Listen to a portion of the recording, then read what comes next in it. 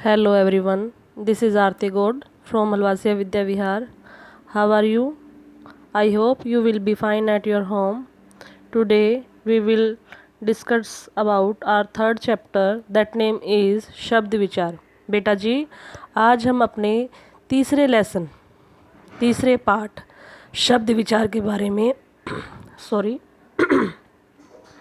शब्द विचार के बारे में पढ़ेंगे। इस लेसन में क्या क्या है बच्चे, देखिए राइट हैंड कॉर्नर में लिखा हुआ है शब्द और शब्द के भेद, मीन्स शब्द किसे कहते हैं और इसके कितने भेद हैं। चलिए शुरू करते हैं, let's start. Gita, Guru Granth Sahib, Bible, ठीक है, इन सब के बारे में आप लोग अच्छे से जानते हैं। गीता हिंदुओं का है और गुरु ग्रंथ साहिब सिखों का पवित्र ग्रंथ है और बाइबल ईसाइयों का पवित्र ग्रंथ है। अब ऊपर दिए गए चित्रों के नीचे जो नाम लिखे हैं ये शब्द वर्णों को मिलाकर बने हैं, जैसे ग प्लस बड़ी ई प्लस त प्लस आ गीता। इसी तरीके से अगर अब इन वर्णों को रिवर्स में कर दिया जाए, पलट दिया जाए, तो क्या बनेगा? त प्लस आ ग प्लस ई, तागी। तागी क्या होता है? तागी का तो कोई मतलब ही नहीं है। गीता का मतलब होता है, गीता किसी का नाम हो सकता है। और फर्स्ट ऑफ ऑल गीता शब्द सुनते ही हमें हमारा धार्मिक ग्रंथ दिमाग में आता है। तो इसी प्रकार गुरु ग्रंथ साहिब का बता रखा है लेसन में, और बाइबल का। अब गीता, गुरु ग्रंथ साहिब तथा बाइबल शब्दों का अर्थ निकलता है, यानी ये शब्द सार्थक है। तागी का कोई अर्थ नहीं निकलता, इट मीन्स ये निरर्थक शब्द है। तो हमारी डेफिनेशन क्या बनेगी बेटा? शब्द किसे कहते हैं? आप इसको अंडरलाइन कर सकते हैं, हाईलाइट कर सकते हैं। दो या दो से अधिक वर्णों का ऐसा मेल जिसका कोई अर्थ निकलता हो क्या कहलाता है? शब्द। ठीक है, देखो बेटा, हमने हमारे फर्स्ट चैप्टर में क्या पढ़ा था? भाषा किसे कहते हैं? जिससे वक्ता का भाव स्पष्ट हो, अपने एक दूसरे के विचारों को आदान प्रदान कर सके। फिर हमने पढ़ा वर्ण विचार। ठीक है, वर्ण वह छोटी से छोटी ध्वनि जिसके और टुकड़े न हो सके। अब उन वर्णों को मिलाकर क्या बना बेटा? उन वर्णों को मिलाकर एक सार्थक अर्थ वाला जो बना, वो उसे हम कहते हैं शब्द। देखो, वर्णों को मिलाकर तो तागी भी बना है ना, मगर इसका कोई अर्थ नहीं निकला।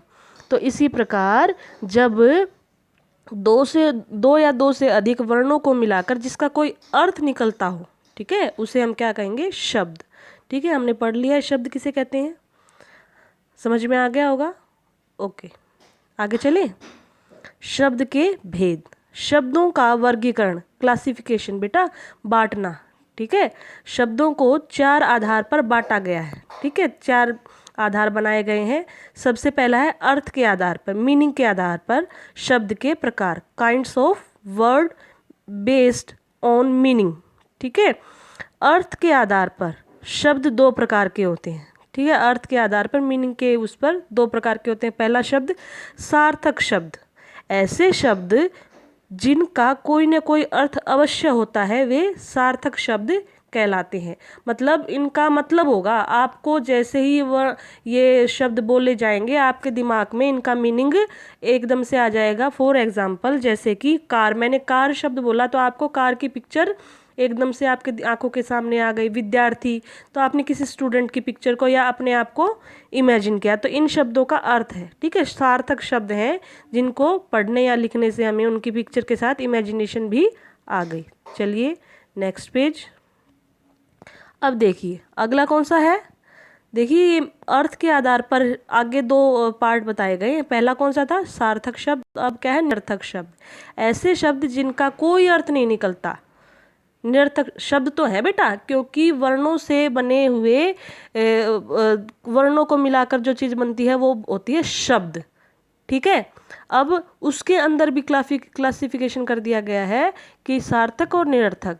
अब ये जैसे पहले आया था ना हमारा तागी, अब ऐसे यहाँ पर वाणी, वानव, बोड़ना, ठीक है, इस तरीके से, मगर इनका कोई अर्थ नहीं निकलता। शब्द तो है मगर इनका कोई अर्थ नहीं निकलता। या मैंने जैसे ही बोला तो आपको कुछ समझ में नहीं आया कि वाणी क्या होता है, वानव क्या होता है। ठीक है, ओके। तो पहला कौन सा था? अर्थ के आधार पर शब्द के भेद। सेकंड क्या है? उत्पत्ति के आधार पर शब्द के प्रकार, kinds of word based on origin. पहला कौन सा है? तत्सम शब्द। संस्कृत के वे शब्द जो हिंदी भाषा में भी मूल रूप में ही प्रयोग किए गए हैं। बेटा जी आपको पता ही है, देवों की वाणी कौन है? संस्कृत। सभी भाषाएं कहाँ से निकली हैं? संस्कृत से। ठीक है, आपको पता ही होगा, आपने लास्ट 3rd क्लास में आपने पढ़ा है कि देवों की वाणी या सभी भाषाओं की जननी या सभी भाषाओं की माता कौन है? संस्कृत।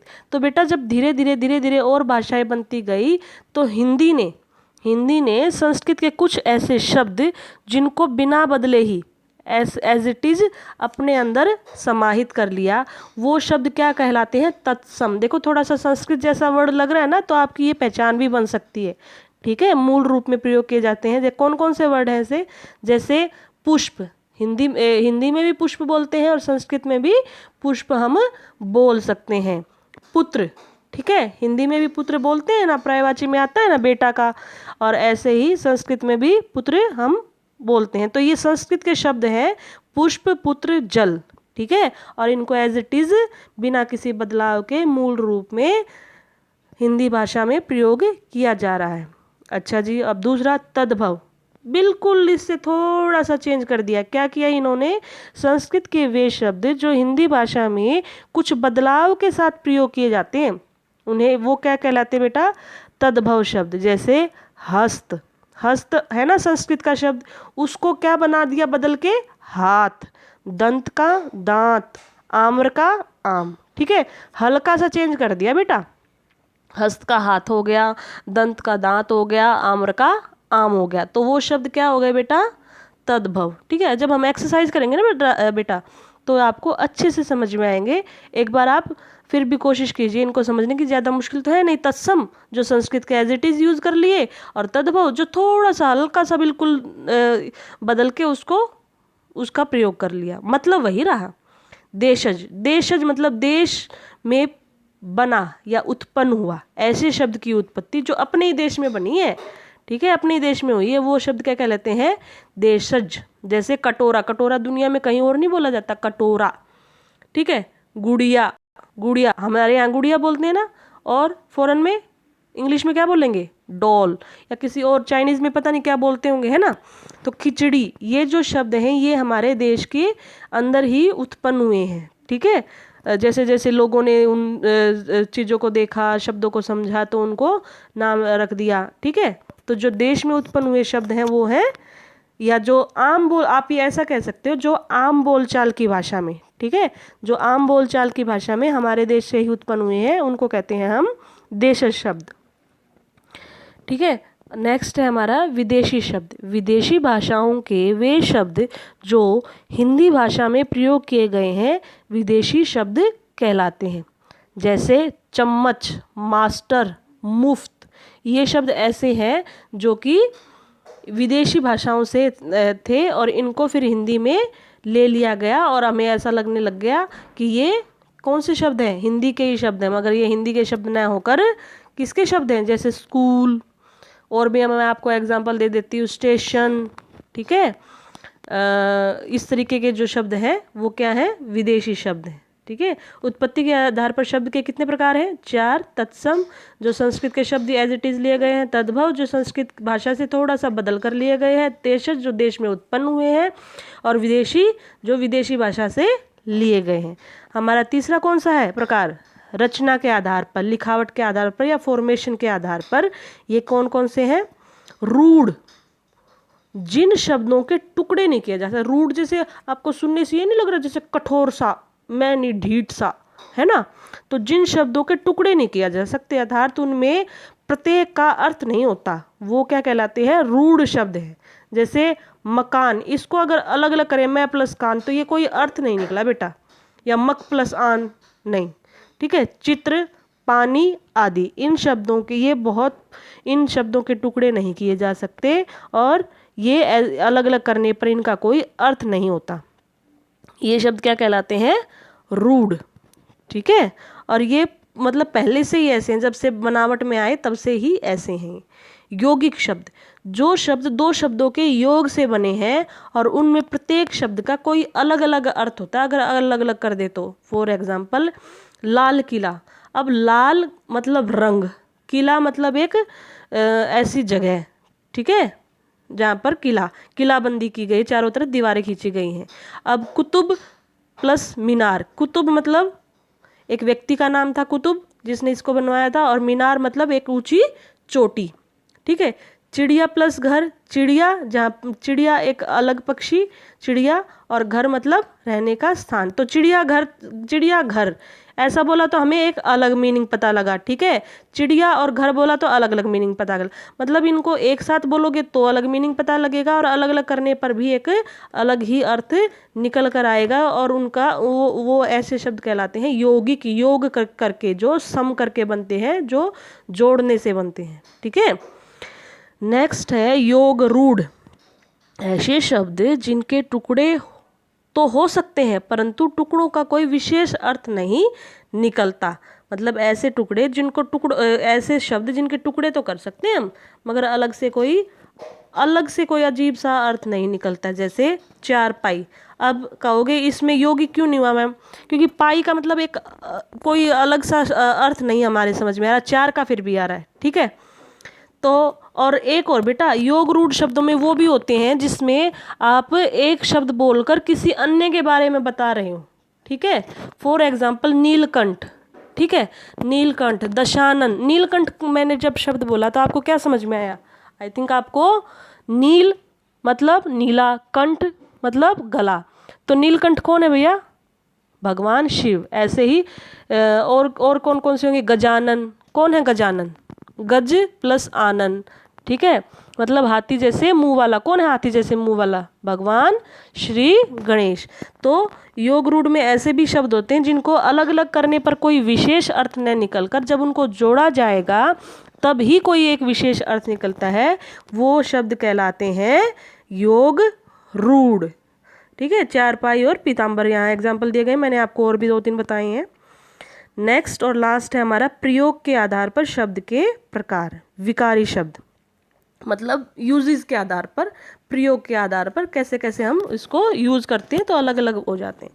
विकारी शब्द ऐसे शब्द जिनके रूप में लिंग समझते हो?